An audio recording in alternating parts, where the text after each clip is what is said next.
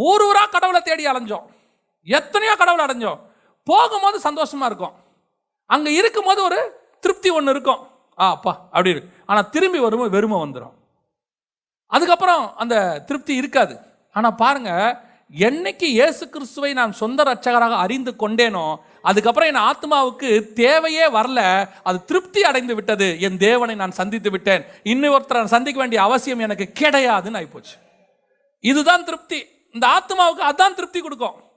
நிறைய பேர் ஆண்டவர் கொடுக்குற மாம்சத்துல திருப்தியாக ட்ரை பண்றான், மாம்சத்துல திருப்தியாக ட்ரை பண்றாங்க. அப்படியே ஆண்டவர் சொல்ல, நான் தரேன், சாயங்காலம் கொடுக்குறேன், காலைல வரைக்கும் சாப்பிடு, இரவு முழுக்க சாப்பிடு, எவ்வளோ வேணாலும் சாப்பிடு. ஆனால் காலையில் உனக்கு என்ன வராது? திருப்தி வராது.